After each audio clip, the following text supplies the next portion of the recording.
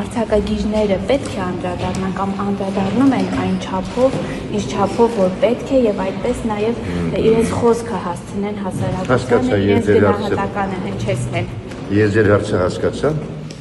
եթե գրողը չի արտացոլում իրականություն, ուրեմն նա հետ է մնում կյանքից։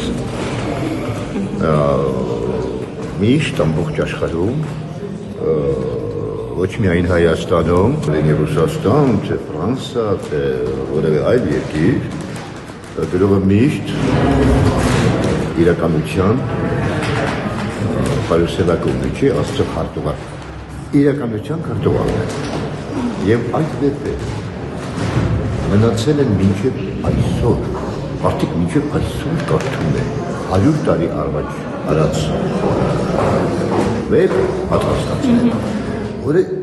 որի մեջ այդ ժամանակը ապրել։ Այսօր մեր գրողներում այնպես են արտացոլում մեր իրականությունը, երևի առավել այդ իմաստով դերմնավորը Գուրգեն Խանջյան։ Նա իսկապես գրում է այնպես, որ վավերագրությունը և գեղարվեստականը ապրում են թեթևին, միասին դրա էջերը։ Որոշ պիեսներում է արտացոլվել մեր կյանքը այս ընթացքում,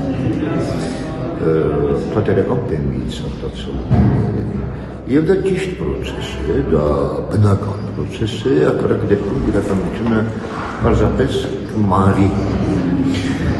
Ցավոք սրտի ես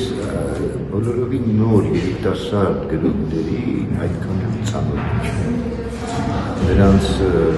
գրքերին ծանոթ չեմ, և չեմ կարող խոսել, բայց ես հույս ունեմ, որ շատ կարևոր է երիտասարդի խոսքը, շատ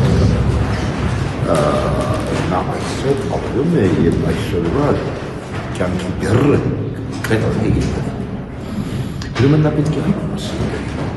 թե ինչպես է ինքը որպես մարդ ինքը ինչպես է այդ կյանքը զգում իր ներսում և ինչպես իր ուսերին։ Մենակարևոր դերակատարություններից մեկը, որ ունեցել է եկեղեցին։ Նույնիսկ այն ժամանակ, երբ Հայաստանում եղել է օտարիշխանություն, նա հայ մարդու համար պահպանել է հայոց լեզուն։ Հայ մարդը եկել է գեղեցիկ, ուրախ առիթով, տխուր առիթով, տոնական առիթով և լսել է հայոց պատարակ, մաքրամաքուր հայրենով և տարել է իր հետ այդ հայրենը իր կյանքում։